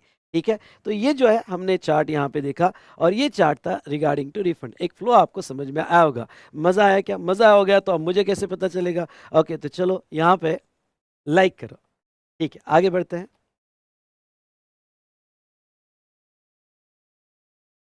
चलिए, अब आते हैं बेटा यहाँ पे नीचे रिफंड की केसेस, स्टेप बाय स्टेप एक एक केस रिफंड की देखते हैं। Are you ready? तो पहला, export of zero rated supply या डीम एक्सपोर्ट और मर्चेंट एक्सपोर्ट और SEZ। तो एक्सपोर्ट से रिलेटेड अलग अलग रिफंड, जैसे जीरो रेट सप्लाई के, डीम एक्सपोर्ट के, मर्चेंट एक्सपोर्टर के और SEZ के। पहला देखते हैं एक्सपोर्ट अंडर विदाउट बॉन्ड। पहला देखते हैं एक्सपोर्ट विदाउट बॉन्ड और LUT, जिसमें सप्लाई ऑफ गुड्स और सप्लाई ऑफ सर्विसेज। तो ये थोड़ा मैं आपको समझा देता हूँ। समझ लो, ओके, आप एक्सपोर्टर हो और आप एक्सपोर्ट कर रहे हो, आपने इनपुट खरीदा, इनपुट सर्विस खरीदा और कैपिटल गुड्स खरीदा। ये डायग्राम बहुत अच्छे से समझ लो। और नाउ इनपुट और इनपुट सर्विसेज पे आपका आईटीसी 6 लाख है और कैपिटल गुड्स पे आपका जो आईटीसी है वो 2 लाख है। ठीक है, तो ये आईटीसी आपका यहाँ पे इनपुट इनपुट सर्विस का 6 प्लस ये 2 8 लाख का आपका आईटीसी है। जब आप कोई गुड्स या सर्विस एक्सपोर्ट करते हो, समझ लो आप एक्सपोर्ट कर रहे हो, एक्सपोर्ट इनवॉइस बना रहे हो, गुड्स का एक्सपोर्ट हो रहा है या सर्विस का एक्सपोर्ट हो रहा है, वैल्यू ऑफ सप्लाई 100 लाख से समझ लो, आईजीएसटी 12 लाख उसके ऊपर लगा हुआ है, आप एक्सपोर्ट इनवॉइस बना रहे हो। गवर्नमेंट ने सेक्शन 16, अगर आपको याद होगा तो सेक्शन 16 ऑफ आईजीएसटी एक्ट, तो सेक्शन 16 ऑफ आईजीएसटी एक्ट में यहाँ पे गवर्नमेंट ने आपको दो ऑप्शन दिए हैं आउटवर्ड सप्लाई पे 0 रेट के, और दो ऑप्शन क्या दिए हैं। ओके, पहला ऑप्शन है कि जो वो अभी प्रमोट कर रहे हैं वो ऑप्शन ये है कि एक्सपोर्ट अंडर बॉन्ड और एलयूटी, मतलब सॉरी, हाँ, आप जो ये एक्सपोर्ट करोगे बॉन्ड एग्जीक्यूट कर लो और या लेटर ऑफ अंडरटेकिंग एग्जीक्यूट कर लो और एक्सपोर्ट कर दो, आपको टैक्स देने की जरूरत नहीं है। तो एक्सपोर्ट ऑफ गुड्स और सर्विस विदाउट टैक्स, जहां बॉन्ड एग्जीक्यूट कर लोगे, जहां बॉन्ड एग्जीक्यूट कर लोगे, इसके बारे में और आगे पढ़ेंगे। तो ये बॉन्ड क्यों एग्जीक्यूट करना पड़ता है, क्योंकि आप टैक्स दे नहीं रहे हो, आईजीएसटी दे नहीं रहे हो, तो ऐसे सिचुएशन में गवर्नमेंट को बॉन्ड देना पड़ता है कि हाँ मैं एक्सपोर्ट करूंगा, एक्सपोर्ट करने में कोई गलती नहीं करूंगा, या लेटर ऑफ अंडरटेकिंग आपको देना पड़ता है। बॉन्ड या लेटर ऑफ अंडरटेकिंग कहाँ का देना पड़ता है, उसका गवर्नमेंट का नोटिफिकेशन है। नाउ, तो अब ऐसे केस में आपने बॉन्ड दे दिया और बिना जीएसटी का एक्सपोर्ट कर दिया। अगर आप ऑप्शन 1 में एक्सपोर्ट करते हो तो फिर आपको रिफंड मिलते हैं आईटीसी के, और ये आईटीसी के रिफंड मिलते हैं आपको, ये आईटीसी के रिफंड मिलते हैं आपको रूल 89(4) में। ओके, ये आईटीसी के रिफंड मिलते हैं रूल 89(4) में। लेकिन वो 89 रूल 4 जो मैं एक फॉर्मूला पढ़ाऊंगा जिसके ऊपर इंस्टीट्यूट क्वेश्चन पूछती है। ओके, तो 89(4) में जो रिफंड मिलते हैं वो सिर्फ इनपुट और इनपुट सर्विस के आईटीसी के ही मिलते हैं, कैपिटल गुड्स के उसमें ओके रिफंड नहीं मिलते, क्रेडिट मिलते हैं पर रिफंड नहीं मिलेंगे। थोड़ा डिस्कशन हम बाद में करेंगे। ये तो हुआ अगर आपने अंडर बॉन्ड एक्सपोर्ट किया या लेटर ऑफ अंडरटेकिंग में एक्सपोर्ट किया। और ऑप्शन 2 है, और ऑप्शन 2 है विदाउट बॉन्ड और एलयूटी। ठीक है, आप बॉन्ड एग्जीक्यूट मत करो, नहीं करना चाहते हो कोई बॉन्ड एग्जीक्यूट, नहीं तो फिर जो आईजीएसटी है 12 लाख का वो पे करो। अब ये जो ऑप्शन 2 है इस बार की अमेंडमेंट है, और इस बार की अमेंडमेंट क्या है कि ऑप्शन 2 अब सबको नहीं मिलेगा, पहले सबको मिलता था पर अब सबको नहीं मिलेगा। Okay, government notified goods, notified goods और क्लास ऑफ पर्सन, गवर्नमेंट कोई गुड्स नोटिफाई करेगी या पर्सन नोटिफाई करेगी तो उस नोटिफाइड गुड्स या क्लास ऑफ पर्सन के केस में ही आपको ऑप्शन 2 मिलेगा। ओके, तो एक बहुत इंपॉर्टेंट अमेंडमेंट इस बार आई है। अगर आपने अमेंडमेंट लेक्चर देखा होगा तो मैंने आपको ये पढ़ाया हुआ है सेक्शन 16 में कि नोटिफाइड गुड्स और सर्विस के केस, नोटिफाइड गुड्स या सर्विसेज के केस में ही आपको ऑप्शन मिलेगा या क्लास ऑफ पर्सन। और इसकी नोटिफाइड लिस्ट जो है रिफंड चैप्टर के अमेंडमेंट में मैंने दी थी आखिरी पेज पे कि कौन कौन से गुड्स नोटिफाई किए अमेंडमेंट के शीट में। अगर आपको देखना है तो आप देख सकते हो। अभी तो इतना ही याद रखो कि दूसरा ऑप्शन जो है कि चलो ठीक है आपको बॉन्ड एग्जीक्यूट नहीं करना है, लेटर ऑफ अंडरटेकिंग एग्जीक्यूट नहीं करना है, और आपको आपका गुड्स या सर्विस गवर्नमेंट के नोटिफाइड गुड्स सर्विस में आ रहा है या notified class of person case में आ रहा है, तो ऑप्शन 2 अब आप ले सकते हो। अब ऑप्शन 2 में आप क्या ले सकते हो कि चलो ओके, जो आईजीएसटी पहले तो गवर्नमेंट को पे कर दो। ये आईजीएसटी कैसे पे करोगे आप गवर्नमेंट को, तो आपका आईजीएसटी है 12 लाख लेस आईटीसी। आईटीसी इसमें आप तीनों का ले सकते हो, input input service capital goods, क्योंकि आईटीसी लेना नथिंग बट पेमेंट ही है। तो आप पूरा 8 लाख का आईटीसी ले लो और बचा हुआ 4 लाख गवर्नमेंट को पे कर दो, पहले पे कर दो। फिर एक्सपोर्ट के सारे क्लियरेंस होने के बाद, एक्सपोर्ट के सारे क्लियरेंस होने के बाद आपका जो टोटल टैक्स है वो टोटल टैक्स रिफंड मिल जाता है। ध्यान सुनना, आपका जो टोटल टैक्स है वो रिफंड मिल जाता है। ओके, यानी दिया आपने 4 ही आईटीसी लेने के बाद, लेकिन अगर मैं उल्टे अप्रोच से जाऊं तो आपने 4 कैश में दिया और 8 आईटीसी, ऐसे टोटल 12 का रिफंड गवर्नमेंट आपको दे देती है। पर गवर्नमेंट आईटीसी का रिफंड नहीं बोलती उसको, गवर्नमेंट कहती है कि आईजीएसटी का रिफंड आपको दे दिया हमने 12 लाख का, आपका आईजीएसटी 12 था, आपने आईटीसी के थ्रू और कैश के थ्रू इतना दिया, हम आपको वापस दे देंगे सारी रूल 96 की प्रोसीजर फॉलो होने के बाद। हाँ, इसके लिए ऑप्शन 2 के लिए रूल 96 की प्रोसीजर है। ओके, और ये जो है इस प्रोसीजर फॉलो करना पड़ता है, और ये प्रोसीजर प्रोसीजर 2 फॉलो करना पड़ता है इसके लिए। तो अगर इसके लिए आप प्रोसीजर 2 फॉलो करते हो, देखो अभी तो भी ध्यान से समझ लो, हो सकता है कि रेगुलर क्लास जब आपने किया हो तो ये थ्योरी लगी हो, पर लेकिन अब देखो मैं बहुत अच्छे से पॉइंट वाइज मैनर में आपको समझा रहा हूँ, तब भी बहुत अच्छा समझाया था, लेकिन वो कैसा होता है कि आपको प्रेशर बहुत होता है, ऑफिस होता है, ये होता है, वो होता है, तो फटाफट आप स्पीड में भी लेक्चर खत्म कर देते हो। लेकिन डोंट वरी, ओके, जहां तक देखा जाए तो मैं आपको इतना ही कहना चाहूंगा कि अभी तो भी इसको बहुत अच्छे से स्टेप बाय स्टेप समझ लो। तो ऐसे सिचुएशन में जहां तक देखा जाए तो ऑप्शन 2 के लिए ये प्रोसीजर लगती है। तो this procedure 2 is applicable to option 2। आपका ऑप्शन 2 होगा तो ये प्रोसीजर 2 अप्लीकेबल की जाएगी, ठीक है। अब देखो यहाँ पे और ऑप्शन 1 होगा तो ऊपर वाली प्रोसीजर होती है, जो हमने ऊपर वाला देखा ना, रिफंड एप्लीकेशन एक्सेट्रा, वो वाली प्रोसीजर होती है। और ऑप्शन 2 में आईजीएसटी पेमेंट वाला होगा तो ये अप्लीकेबल होता है। चलो प्रोसीजर स्टेप बाय स्टेप देखते हैं। अब ऑप्शन 1 में अगर आपने एक्सपोर्ट किया अंडर बॉन्ड, सुनिएगा, आपने एक्सपोर्ट किया अंडर बॉन्ड या एलयूटी, मतलब आप टैक्स नहीं दे रहे हो, आप टैक्स नहीं दे रहे हो, बॉन्ड एग्जीक्यूट कर रहे हो, तो रूल 96 ए लगता है। ओके, ये आपके नोट्स में मैंने आखिरी आखिरी में दिया होगा या इन बिटवीन दिया होगा। ओके, तो अगर आप रिसेंट नोट्स आपके पास होगी तो आखिरी आखिरी में होगा। ओके, अगर पुरानी नोट्स आपके पास होगी तो मैंने स्टार्टिंग में ये प्रोसीजर आपको दी है, रूल 96 ए, आप सर्च कर लेना। अब ये रूल 96 ए जो है, ओके, ये कब लगता है? जब आप एक्सपोर्ट कर रहे हो अंडर बॉन्ड या एलयूटी। चलो, अब ये प्रोसीजर क्या कहती है कि अगर आपने बॉन्ड एग्जीक्यूट किया है तो RP shall furnish a bond और LUT in prescribe form, okay, binding to pay tax और इंटरेस्ट 18% पर एनम। ओके भाई, वो बॉन्ड क्यों? अगर कोई रीजन की वजह से एक्सपोर्ट नहीं हो पाया तो हमने तो टैक्स दिया ही नहीं है, तो वो बॉन्ड देता है कि मैं टैक्स दूंगा along with interest. Situation within, if goods are not exported out of India, मतलब आपने अगर समझ लो एक्सपोर्ट नहीं किया, गुड्स तो निकल गया था, ट्रक से गुड्स निकल गया था, पर समझ लो आपने एक्सपोर्ट नहीं किया। ओके, और ये एक्सपोर्ट नहीं किया विद इन 3 मंथ्स, और extension period from the date of invoice of export, मतलब ट्रक निकल गया, वहां से गवर्नमेंट ने इनफ टाइम दिया है कि 3 महीने के अंदर पोर्ट पे पहुंच जाए, क्लियरेंस फॉर्मेलिटी कंप्लीट कर ले, एक्सपोर्ट हो जाए। तो 3 महीने या एक्सटेंडेड पीरियड में एक्सपोर्ट नहीं हुआ, अगर 3 महीने के अंदर या एक्सटेंडेड पीरियड में एक्सपोर्ट नहीं हुआ तो इमीडिएट उसको टैक्स देना पड़ेगा along with interest. Interest 18% per annum से लगेगा, और 15 days after expiry of 3 months, यानी ये 3 मंथ्स और एक्सटेंडेड पीरियड जब भी एक्सपायर हो गए वहां के 15 दिन के अंदर अंदर उनको टैक्स और इंटरेस्ट देना पड़ेगा अगर वो एक्सपोर्ट नहीं कर पाए। फेलियर टू एक्सपोर्ट, यहां लिख देना फेलियर टू एक्सपोर्ट। अगर सप्लाई ऑफ सर्विस होगा, ये तो हमने गुड्स देखा, अगर सप्लाई ऑफ सर्विस होगा और सर्विस आपने अंडर बॉन्ड एक्सपोर्ट की होगी जिसका आपने टैक्स नहीं दिया, ओके, जो भी आपका एक्सपोर्ट वैल्यू होगी उसका टैक्स नहीं दिया क्योंकि आपने बॉन्ड दिया, आपको अलाउड है, जीरो रेट अलाउड है, आपको जीरो करके मिल गया। तो अगर आपने टैक्स नहीं दिया तो payment of service not received in convertible foreign exchange और रुपीज परमिटेड बाय आरबीआई। अगर आपको पैसा, देखो सर्विस के केस में तो फिजिकली दिखता ही नहीं है, तो वहां पे मेन कंडीशन होती है कि पैसा कन्वर्टिबल फॉरेन एक्सचेंज में आना चाहिए, क्योंकि एक्सपोर्ट सर्विस की वन ऑफ द कंडीशन यही है कि सर्विस एक्सपोर्ट सर्विस तभी बोली जाएगी जब पैसा कन्वर्टिबल फॉरेन एक्सचेंज में आएगा।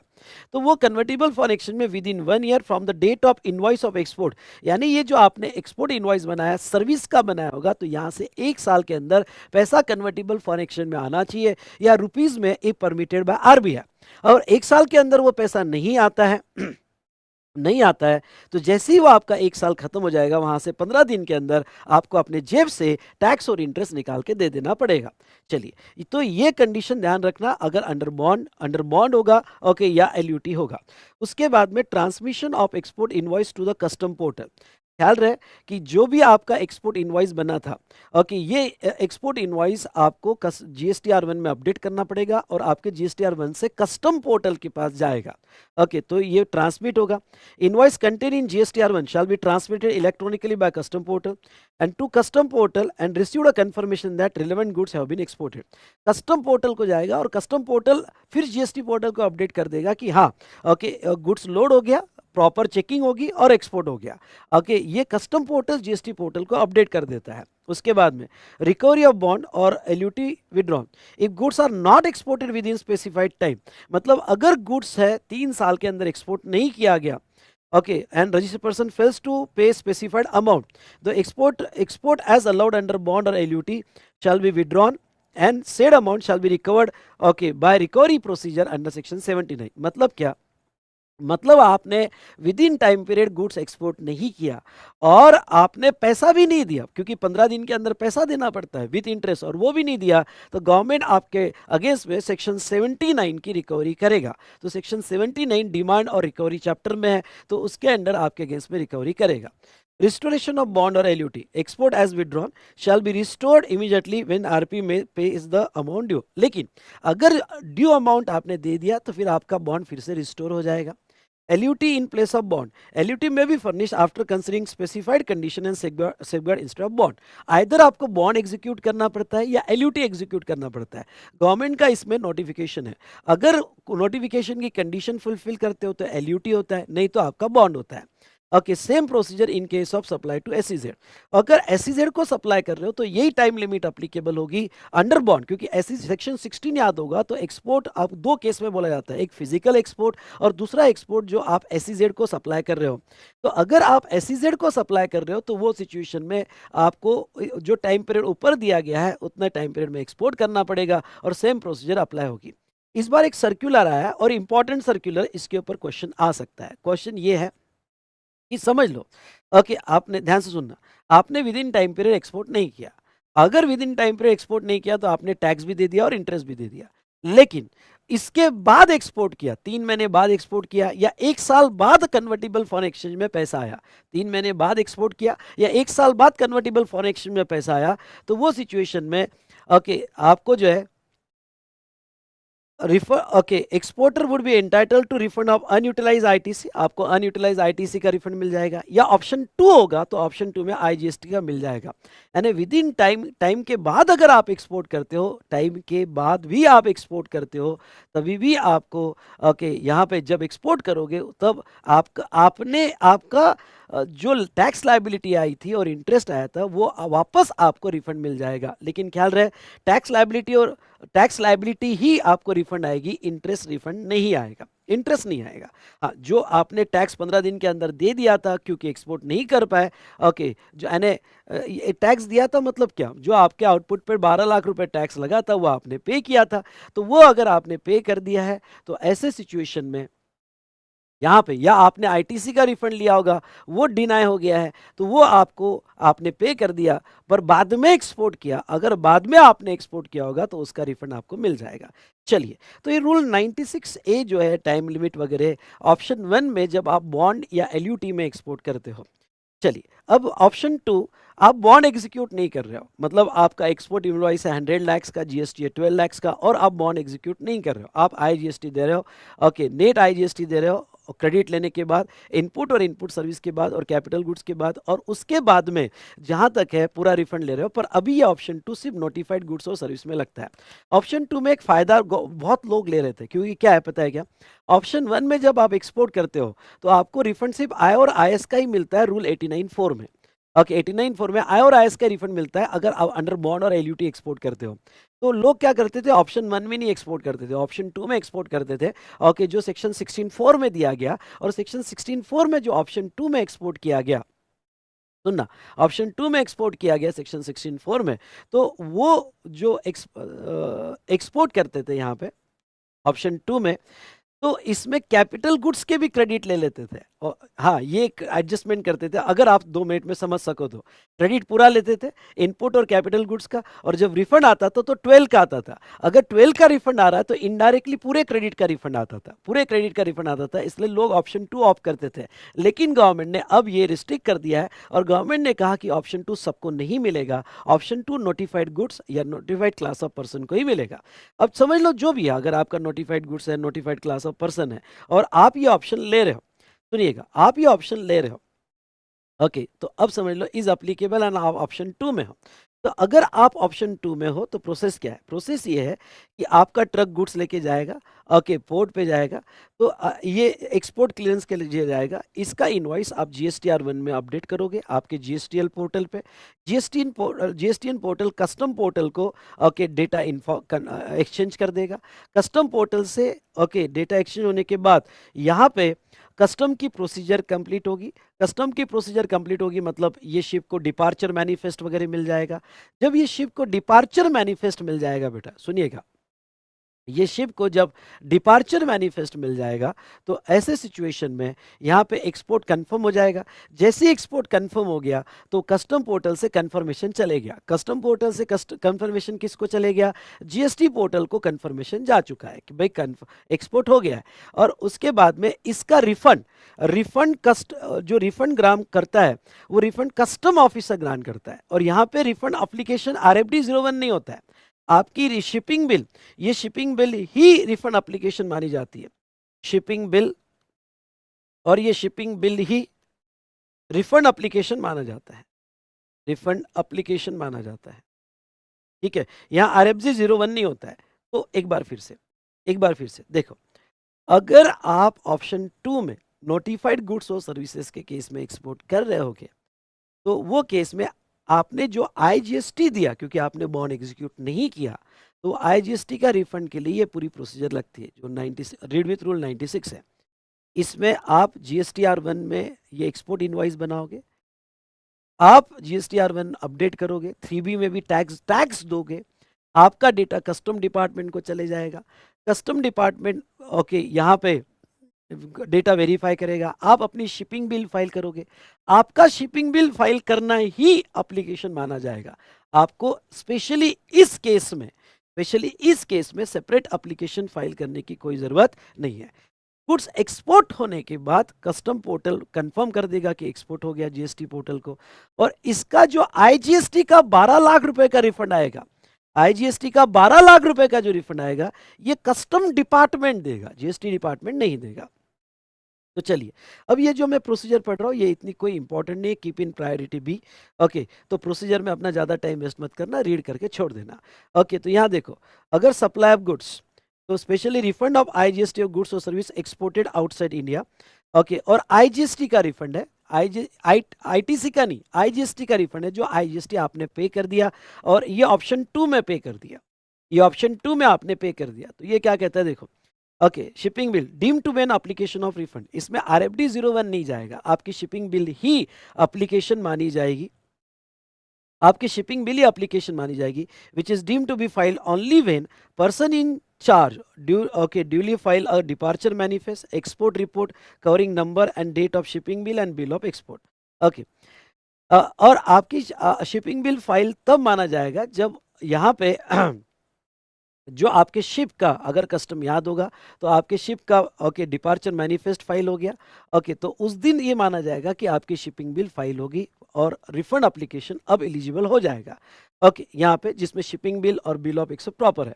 Applicant has furnish valid return in GSTR 3B। अब ख्याल रहे, मतलब ये क्या कि ठीक है, आप अब जब आप एक्सपोर्ट करोगे तो ये एक्सपोर्ट का GSTR 1 में तो अपडेट करना ही पड़ेगा और 3B में भी इसका टैक्स देना पड़ेगा और आपको वैलिड रिटर्न जो है GST पोर्टल पे देना पड़ेगा। चलो, okay, valid return GSTR 3B। If there is any mismatch between data furnish in shipping bill and statement of GSTR 1, such application for refund shall be deemed to have been filed on the date when such mismatch is rectified। अगर government को कोई mismatch मिला, क्योंकि ये जब goods यहाँ से निकला तो 1000 क्वांटिटी है, आपने इनवॉइस अपडेट किया GSTR 1 में और GSTR 1 में 1000 क्वांटिटी आया और इधर शिपिंग बिल में 900 क्वांटिटी आ गया, अरे ये तो मिसमैच हो गया। ऐसे कैसे हो सकता है? क्योंकि ट्रक वहाँ तक जाने तक ओके कोई 100 क्वांटिटी गायब तो नहीं हो गई।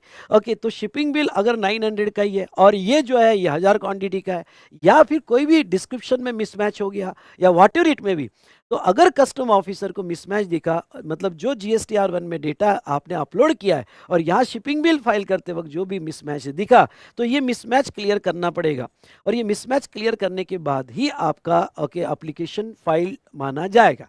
तब तक रिफंड एप्लीकेशन फाइल हुआ ये नहीं माना जाएगा। Very important, applicant has undergone other authentication in the manner provided in rule 10B। अब 10B में ध्यान से सुनिएगा, ओके, अगर IGST का रिफंड क्लेम करना है आपको, यानी ये प्रोसीजर 2 वाला रिफंड क्लेम करना है, तो आपको आधार ऑथेंटिकेशन करवाना जरूरी है अगर आपका आधार ऑथेंटिकेशन नहीं हुआ होगा। नाउ ये तो मैंने पढ़ा है आपको, transmission of export invoice to the custom portal. Invoice contain in GSTR1 shall be transmitted electronically by common portal to custom portal and received a confirmation that relevant goods have been exported outside India। मतलब आपने जो invoice update किया GST portal पे इन GSTR1, वो custom portal पे चले जाएगा और कस्टम पोर्टल से एक्सपोर्ट होने के बाद कंफर्मेशन आ जाएगा कि हाँ एक्सपोर्ट हो गया। उसके बाद में, सॉरी बेटा, उसके बाद में processing of refund claim after receiving the information about valid return from the portal. Okay, proper custom designated system shall process the refund. मतलब क्या, अब आपने जो है यहाँ पे सप्लायर ने GSTR1 फाइल कर दिया और इस एक्सपोर्ट कंसाइनमेंट का IGST पे कर दिया, 3B फाइल कर दिया। इसका 3B फाइल होने के बाद और IGST पे करने के बाद, IGST देगा क्यों, क्योंकि बॉन्ड एग्जीक्यूट नहीं कर रहा है, तो IGST पे करने के बाद ऐसे सिचुएशन में ध्यान सुनिएगा, यहाँ पे जैसे ही IGST पे हो गया, ये कस्टम डिपार्टमेंट को अपडेट हो जाएगा कि हाँ इसका 3B आ गया है। 3B आते ही कस्टम डिपार्टमेंट बाद में कस्टम डिपार्टमेंट उसको रिफंड ग्रांट करेगा। उसके बाद में next, okay, claim of refund shall be withheld where request has been received from jurisdictional commissioner of GST। लेकिन रिफंड कौन ग्रांट कर रहा है, कस्टम डिपार्टमेंट, और कस्टम डिपार्टमेंट को रिक्वेस्ट है कि नहीं, ओके, उसका विथहेल्ड करो रिफंड, या proper officer of custom determine that goods are exported in violation of custom act, या फिर कस्टम ऑफिसर को लगा कि कस्टम एक्ट की प्रोविजन फॉलो नहीं किया, या commissioner officer is of opinion that verification credential of exporter including availment of ITC by the exporter is consider essential before grant of refund, या फिर GST ऑफिसर को ऐसा लगता है कि नहीं, उसका क्रेडेंशियल एक बार चेक कर लेना चाहिए, ओके, रिफंड ग्रांट करने के पहले, या ITC वगैरह चेक कर लेना चाहिए रिफंड ग्रांट करने के पहले। और ये 3 बातें मैंने चार्ट में यहाँ पे दी है। अगर ये तीनों चेकिंग प्रॉपर होती है, ओके, तब तक उसका रिफंड विथहेल्ड किया जा सकता है। ये चार्ट आप पढ़ सकते हो, मैंने सिंपल वे में दिया। रिफंड टू भूटान गवर्नमेंट, अगर भूटान गवर्नमेंट की ट्रीटी है और कोई गुड्स भूटान एक्सपोर्ट हो रहा है और हम रिफंड भूटान गवर्नमेंट को दे रहे हैं, तो सप्लायर को रिफंड नहीं मिलेगा। ओके, इंपॉर्टेंट यहाँ पे, okay, not rule 96 procedure not applicable if export has been made purchases under the deem export और परचेसेस अंडर 0.1% ऑफ GST, ये आगे एक्सप्लेन करूंगा। Benefit allowed if exporter has received capital goods under EPCG scheme, ये तो हम बाद में देखेंगे। और लास्ट वाला point, supply of service application for refund of IGST on service exported out of India shall be file in GSTR1। ये जो भी प्रोसीजर 2 लगी है, ये प्रोसीजर 2 गुड्स के लिए है। अगर सर्विस होगी तो सर्विस के लिए शिपिंग बिल एप्लीकेशन नहीं होगा, सर्विस के लिए RFD 01 ही एप्लीकेशन होगा, जहां IGST का रिफंड है, जहां IGST का रिफंड है और IGST का ऑप्शन 2 में रिफंड है, और सर्विस होगी तो हमारा पहला वाला प्रोसीजर यानी ये RFD 01 वाला प्रोसीजर अप्लाई होगा। ओके, क्यों, क्योंकि सर्विस के केस में कस्टम डिपार्टमेंट पिक्चर में नहीं आता है। ठीक है, चलिए इसके बाद देखते हैं रूल 96B। रूल 96B क्या कहता है, okay, recovery of refund of unutilise ITC, ये अच्छे से पढ़ के जाना। अनयूटिलाइज ITC और IGST export of goods where export proceeds is not realise, non realisation of export proceed within the FEMA where a refund of unutilized ITC IGST on export of goods has been paid to the applicant। मतलब आपको either option 1 में ITC का refund दिया होगा 89(4) में, क्योंकि option 1 में अगर ऑप्शन 1 लेता हो तो 89(4) का रिफंड मिलता है, ऑप्शन 2 लेते हो तो पहले IGST आपको पे करना पड़ता है, बाद में रिफंड मिलता है। तो जो भी आपको रिफंड मिल रहा है उसका पैसा आपको कन्वर्टेबल फॉरेन एक्सचेंज में लाना पड़ेगा, और जितना टाइम लिमिट FEMA ने दिया, सुनना, जितना टाइम लिमिट FEMA में दिया उतने टाइम लिमिट में लाना पड़ेगा। अगर आप नहीं लाए FEMA के टाइम पीरियड में या एक्सटेंडेड टाइम पीरियड में, तो applicant shall deposit the refunded amount, जितना आपको रिफंड मिला उतना अमाउंट वापस करना पड़ेगा to the extent of not realise with interest within 30 days of expiry of said period. मतलब FEMA के टाइम पीरियड में नहीं लाया या जितना नहीं लाया, टू दैट एक्सटेंट आपको रिफंड अमाउंट, वो प्रोपोर्शनेट रिफंड अमाउंट जो है आपको गवर्नमेंट को डिपॉजिट करना पड़ेगा with interest within 30 days. Within कितने दिन में कहा बेटा, 30 डेज में। Recovery of amount, if applicant failed and amount refunded shall be recovered as per section 73-74 की शो कॉज नोटिस जाएगी और इंटरेस्ट सेक्शन 50 का लगेगा। मतलब अगर आपने गवर्नमेंट को पैसा नहीं दिया तो फिर 73-74 की नोटिस आएगी और इंटरेस्ट भी लगेगा। where sale proceeds or par are not realized within the period allowed in FEMA, but RBI write off the requirement of realization of sale proceed on merit, the refund as applicant shall not be recovered. हाँ, समझ लो आपने पैसा FEMA के time के हिसाब से नहीं लाया हुआ है, पर आरबीआई ने छोड़ दिया, आरबीआई ने कहा छोड़ो भाई मत लाओ। ओके, क्यों? क्योंकि कुछ मेरिट्स पे आपको अलाउ कर दिया कि भाई नहीं लाया सेल प्रोसीड्स तो भी चलेगा कन्वर्टेबल फॉरेन एक्सचेंज में, तो फिर आपको जो रिफंड दिया गया वो रिकवर नहीं होगा। Subsequent realisation of export process within the time frame of RBI. Now अब वो क्या कहते हैं कि चलो फेमा के हिसाब से आपने नहीं लाया, पर where sale proceeds are realised by applicant full और part after above amount recovered, applicant produce evidences within 3 months from the date of realization of sale proceeds, amount so recovered shall be refunded. In short वो क्या कहते हैं, चलो FEMA के time period में नहीं लाया, पर नहीं लाया और आपने रिफंड वापस कर दिया, आपने रिफंड गवर्नमेंट को पे कर दिया विथ इंटरेस्ट, और उसके बाद भी गवर्नमेंट क्या कहती है, चलो फेमा के टाइम पीरियड के बाद आपने बाद में लाया और एज पर आरबीआई कंडीशंस पे लाया और बाद में भी लाया, तो आपको फिर से हम रिफंड दे देंगे, गवर्नमेंट इतनी उपकार कर रही है, फिर से रिफंड देंगे, पर आपको सिर्फ रिफंड अमाउंट जो आपने पहले दिया उतने देंगे, इंटरेस्ट वापस नहीं करेंगे। ठीक है, तो ये था बेटा एक कंप्लीट प्रोसीजर यहाँ पे एक्सपोर्ट की। तो चलिए, अगर आप एक्सपोर्ट करते हो, ओके, यहाँ पे विदाउट बॉन्ड और एलयूटी, मतलब ऑप्शन 2 यहाँ लिख दो, हमारे डायग्राम का ऑप्शन 2, यानी विदाउट बॉन्ड और एलयूटी एक्सपोर्ट करते हो, यानी आप आईजीएसटी दे रहे हो, तो इसमें दो पार्ट किया, आप supply of goods without bond कर रहे हो या सप्लाई ऑफ सर्विस कर रहे हो। सप्लाई ऑफ गुड्स अगर करते हो तो आपको ये प्रोसीजर 2 के हिसाब से करना पड़ेगा, जहां शिपिंग बिल आपका एप्लीकेशन रहेगा, और सर्विस कर रहे हो तो आपका आरएफडी 01 रहेगा, जो प्रोसीजर 1 ऊपर दी गई वो लगेगा। तो आपको रिफंड क्लेम करने का टाइम लिमिट है 2 years from the relevant date. Okay, आपकी जो रिलेवेंट डेट है वहां से 2 साल के अंदर आप रिफंड कभी भी क्लेम कर सकते हो। Sir what do you mean by relevant date? Okay, relevant date application of refund shall be filed within 2 years from the following dates. तो रिलेवेंट डेट क्या है? अब देखो आपके बुक में रिलेवेंट डेट्स मैंने एक ही क्वेश्चन में सबकी दे दी है, लेकिन यहाँ मैंने सिचुएशन वाइज रिलेवेंट डेट दी है। तो अगर आप साथ में बुक देखोगे तो बुक में एक ही क्वेश्चन है, explain the relevant dates in different situation, यहाँ एक ही इसमें दिया है। तो चलो, ये सिचुएशन में रिलेवेंट डेट क्या है जब आप एक्सपोर्ट करते हो? अगर आपने एक्सपोर्ट किया बाय सी रूट, तो शिप और एयरक्राफ्ट लीव्स इंडिया, यानी जब ये शिप इंडिया ओके छोड़ देगी, ल्यूज India, okay territorial water cross कर देगी, ओके वहां से 2 साल के अंदर आप अपना रिफंड क्लेम कर सकते हो आईजीएसटी का, ऑप्शन 2 में, हम ऑप्शन 2 देख रहे हैं। और बाय लैंड रूट जा रहा है तो गुड्स पास कस्टम फ्रंटियर्स, और पोस्ट जा रहा होगा डिस्पैच ऑफ गुड्स। अगर सर्विस होगा तो सर्विस के केस में क्या कंडीशन है, आपको पैसा कन्वर्टेबल फॉरेन एक्सचेंज में लाना है, तो amount received after supply, the date of receipt of convertible foreign exchange और Indian rupees permitted by RBI. तो जिस दिन आपका कन्वर्टेबल फॉरेन एक्सचेंज आया वहां से 2 साल के अंदर आप कभी भी गवर्नमेंट को रिफंड क्लेम के लिए जा सकते हो, पर पैसा आने के बाद, कन्वर्टेबल फॉरेन एक्सचेंज में पैसा आने के बाद, ओके, यानी आपने ओके सप्लाई कर दिया और पैसा बाद में आया, सप्लाई कर दिया और पैसा एक्सपोर्ट कर दिया और पैसा बाद में आया, तो जिस दिन पैसा आएगा वहां से 2 साल के अंदर आप रिफंड के लिए जाओगे, उसके पहले नहीं जाओगे। और अगर आपको एडवांस में पैसा आ गया, तो एडवांस में पैसा आ गया तो फिर जिस दिन इनवॉइस बनाया वहां से 2 साल में, ओके, क्योंकि आपने अभी एक्सपोर्ट ही नहीं किया, इनवॉइस ही नहीं, समझ लो आपने सर्विस एक्सपोर्ट ही नहीं की, इनवॉइस ही नहीं बनाया और पैसा एडवांस में आ गया।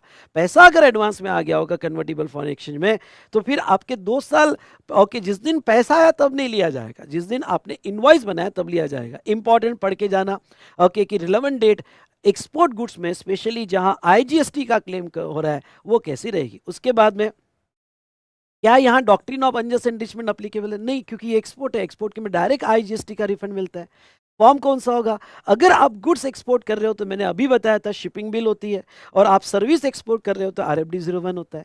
रिफंड अमाउंट क्या होगा? तो जो आईजीएसटी 12 लाख रुपए, ये ऑप्शन 2 में आपने 12 लाख रुपए जो आईजीएसटी पे किए विथ क्रेडिट, वो 12 लाख का आईजीएसटी का रिफंड आपको मिल जाएगा।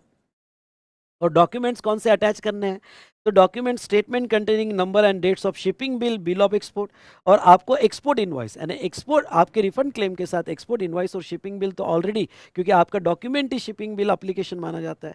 और सर्विस के केस में statement containing okay number and dates number and date of invoice, relevant bank realisation, आपको प्रूफ लेके जाना पड़ता है कि आपका बैंक रियलाइज हो गया, ओके, और फॉरेन इनवर्ड रेमिटेंस सर्टिफिकेट देना पड़ता है। और थर्ड, ओके, थर्ड इसमें एक्सपोर्ट ऑफ इलेक्ट्रिसिटी होगी, तो statement containing number and date of export invoice, electricity अगर आपने एक्सपोर्ट की होगी तो, details of energy exported, tariff per unit for export of electricity, and copy of statement of schedule energy for exported electricity by the regional energy account, copy regional energy account, और copy of agreement detailing the tariff per unit. ठीक है, ये electricity का आपने पढ़ लेना, इतना important नहीं। और इस तरह से ये पेज हमने कंप्लीट कर दिया कि अगर आप एक्सपोर्ट करते हो, ऑप्शन वन में तो प्रोसीजर देखा, पर 89(4) तो मैं नीचे पढ़ा होगा। ऑप्शन 2 पे ओके, आपने अगर एक्सपोर्ट किया होगा और आप IGST का रिफंड क्लेम कर रहे हो जो नोटिफाइड केस में मिलता है, तो ये कंप्लीट प्रोसीजर अप्लीकेबल होगी। ओके, समझा? क्या समझा होगा और आपको बहुत अच्छा लगा होगा। ओके, एक बार रिकनेक्ट हो गए होगे, तो बस अब आपको इससे रिलेटेड, इसमें सर एग्जाम के हिसाब से क्या इंपॉर्टेंट है, मुझे नहीं लगता एग्जाम के हिसाब से कोई ज़्यादा ये प्रोसीजर आपको पढ़ के जाना है। पढ़ा दिया है, रीड करके जाओगे, टाइम पे याद आ गया तो अच्छी बात है। अगर आपको पढ़ के जाना है तो 96A का ऑप्शन 1 में रूल 96A का ये टाइम लिमिट पढ़ के जाना एग्जाम में, कि अगर अंडर बॉन्ड एक्सपोर्ट किया तो कितना टाइम लिमिट है, इस पर सवाल पूछा जा सकता है। और ये वाला पढ़ के जाना 96B, अगर रियलाइज नहीं हुआ तो क्या कॉन्सिक्वेंसेस है, इसके ऊपर एक आधा थ्योरेटिकल क्वेश्चन आ सकता है। Done done done done, okay चलिए डन।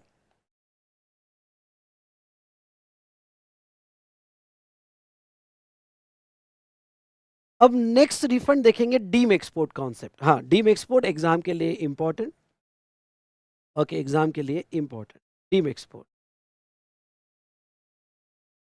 अब ये डीम एक्सपोर्ट क्या कहते हैं, देखो पहले मैं डायग्राम से समझा देता हूँ। समझ लो कोई ओके, गवर्नमेंट के नोटिफाइड एक्सपोर्टर है, ठीक है, नोटिफाइड होगा, और आप जो है, आप नॉर्मल मैन्युफैक्चरर हो गुड्स के, आप एक्सपोर्ट नहीं करते हो, लेकिन आप ऐसे नोटिफाइड लोगों को सप्लाई करते हो जो आगे एक्सपोर्ट करते हैं। मतलब आप भगवान तक नहीं पहुंच सकते हो, तो चलो आप ऐसे पंडित साधु संत के पास पहुंच गए, उसको नमस्कार कर लिया, तो आपका नमस्कार भगवान तक पहुंच जाएगा। ओके, आपका नमस्कार भगवान तक पहुंच जाएगा। तो आप रजिस्टर्ड पर्सन हो, गुड्स के मैन्युफैक्चरर हो, और आप गुड्स के जो मैन्युफैक्चरर हो, ध्यान से सुनिएगा, ओके, और आप ऐसे लोगों को सप्लाई कर रहे हो, ओके, ऐसे लोगों को सप्लाई कर रहे हो जो आगे एक्सपोर्ट करेंगे और जो नोटिफाइड है। नोटिफाइड में ओके, यहाँ पे जिसके पास AA मतलब एडवांस ऑथराइजेशन है, लिख देना यहाँ पे, A मतलब जिसके पास एक्सपोर्ट का एडवांस ऑथराइजेशन है, जो मैंने FTP में आपको पढ़ाया, या जिसके पास EPCG स्कीम का ऑथराइजेशन है, या जो EOU है, एक्सपोर्ट ओरिएंटेड यूनिट्स है। ओके, अगर इन लोगों को एक इंडिया का मैन्युफैक्चरर नोटिफाइड लोगों को गुड्स सप्लाई कर रहा है, तो ये डायरेक्ट एक्सपोर्ट तो नहीं माना जाएगा, पर डीम एक्सपोर्ट माना जाएगा। मतलब मुझे भगवान तक पहुंचना है, तो डायरेक्ट तो नहीं, पर साधु संत को मैंने अगर पूजा अर्चना कर दी तो मैं समझ जाऊंगा भगवान तक पहुंच गया। तो इसका नाम दिया गया है डीम एक्सपोर्ट, इसका नाम दिया है डीम एक्सपोर्ट। समझ लो ये इंडिया का मैन्युफैक्चरर, सुनिएगा, इंडिया का मैन्युफैक्चरर ऐसे लोगों को एक्सपोर्ट कर रहा है, डीम एक्सपोर्ट कर रहा है। इनवॉइस वैल्यू 1,00,000 रुपए और उसका GST है 12,000। तो मैन्युफैक्चरर के हिसाब से वो आउटपुट टैक्स हो गया, और इनके हिसाब से वो इनपुट टैक्स हो गया। तो चलिए, यहां गवर्नमेंट ने ओके रूल 89(4)A में, ओके, यहां गवर्नमेंट ने रूल, यस,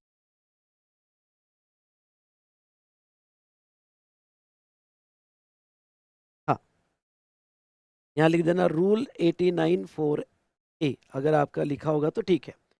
तो गवर्नमेंट ने रूल 89(4)A में यहाँ एक स्कीम दिया है। क्या स्कीम दिया, देखो, ये जो मैन्युफैक्चरर GST लगा रहा है, ओके, यहाँ पे GST देगा, ओके, देगा, इनवॉइस में लगा के देगा, और बाद में सप्लायर उसका, जो सप्लायर है उसका रिफंड क्लेम कर देगा। सप्लायर उसका 12,000 पहले इनवॉइस में क्या देगा, इनवॉइस में कैलकुलेट करेगा, और बाद में रिफंड, यानी यहाँ पे रिफंड बाद में है। तो ओके, यहाँ पे सप्लायर उसका रिफंड क्लेम कर सकता है। तो ये जो सप्लायर के लिए आउटपुट टैक्स था, तो supplier claiming refund 89(4)A is applicable and refund allowed on following condition, दो कंडीशन है। Documentary evidence statement containing number and date of invoice, यानी इनवॉइस की सारी डिटेल्स आपको देनी पड़ेगी रिफंड के साथ, और एक अंडरटेकिंग देनी पड़ेगी कि by recipient that he has not claim ITC and refund of such supply. तो एक अंडरटेकिंग इससे लेनी पड़ेगी कि इसने जो मैंने बिल में जीएसटी लगा के दिया, इसने उसका आईटीसी नहीं लिया है, इसने उसका आईटीसी नहीं लिया है और उसका रिफंड भी क्लेम नहीं किया है। अगर ये बंदा उससे अंडरटेकिंग लाता है कि इसका आईटीसी नहीं लिया गया और रिफंड नहीं लिया गया और उसने रिफंड भी क्लेम नहीं किया, तो सप्लायर को रिफंड मिल जाएगा। एक ऑप्शन ये है। और दूसरा ऑप्शन समझ लो, सप्लायर रिफंड नहीं क्लेम कर रहा है, सप्लायर सीधा सीधा इनवॉइस लगा के भेज दिया, पैसा ले लिया, ओके, वो रिफंड के फॉर्मेलिटीज में नहीं जाता है, तो गवर्नमेंट कहती है ठीक है, वो सप्लायर रिफंड के फॉर्मेलिटीज में नहीं जा रहा है, तो जो खरीद रहा है, जिसका इनवर्ड है, जिसका इनपुट है, और जो खरीद रहा है, हम उसको दो ऑप्शन देते हैं। पहला ऑप्शन, ये जो नोटिफाइड पर्सन है, अगर ये आईटीसी लेना चाहते हैं तो वो आईटीसी ले सकते हैं, वो आईटीसी लेना चाहते तो आईटीसी ले सकते हैं ये 12,000 का, या वो रिफंड क्लेम कर सकते हैं। यानी ये रिफंड जो 89(4)(a) में है, तो 89(4)(a) में रिफंड ये नोटिफाइड पर्सन को भी है।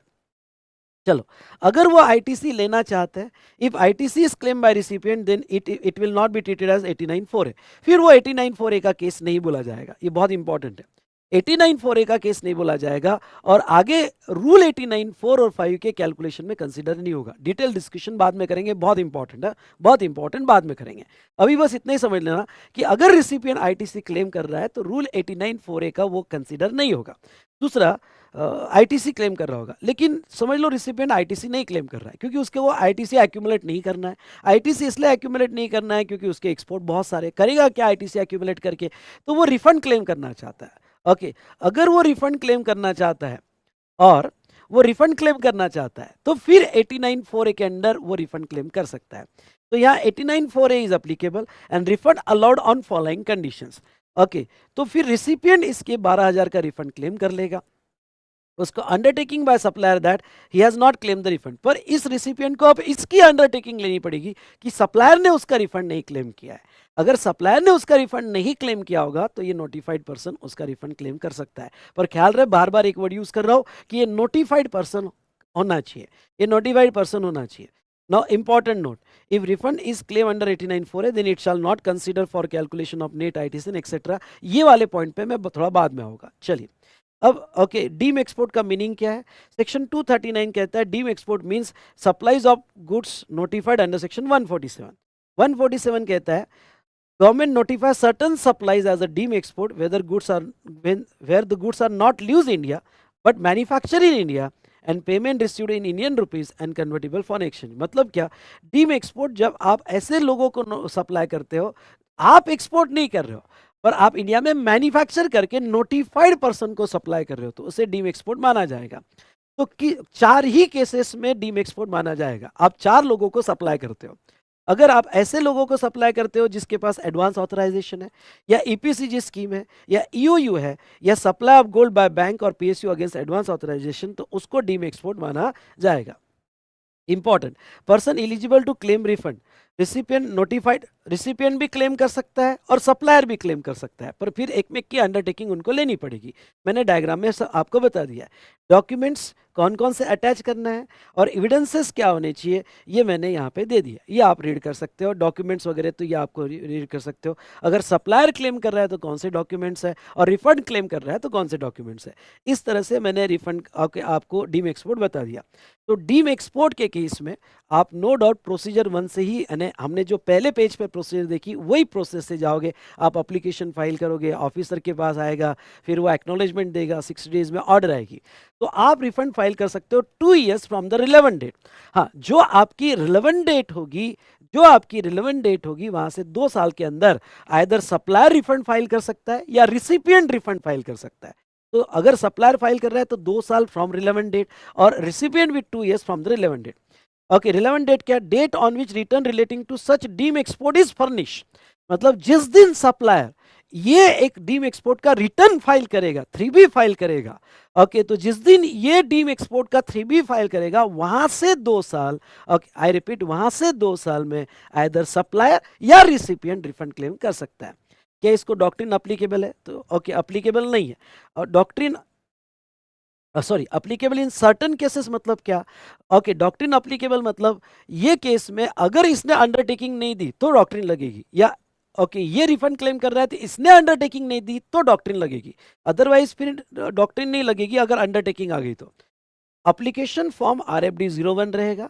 ओके, जितना आपने जीएसटी पे किया तो आपने 12,000 का जीएसटी पे किया तो आइदर सप्लायर को मिलेगा और रेसिपिएंट को उसका रिफंड मिलेगा। और डॉक्यूमेंट्स कौन से अटैच होने चाहिए तो मैंने नीचे दे दिए, तो ये डॉक्यूमेंट्स और एविडेंस आपको प्रोड्यूस करने पड़ेंगे। ओके, तो इस तरह से डीम एक्सपोर्ट का रिफंड आपको मिल जाएगा। और दोस्तों हमने एक कॉन्सेप्ट देखा डीम एक्सपोर्ट, आई होप आपको क्लैरिटी आई होगी।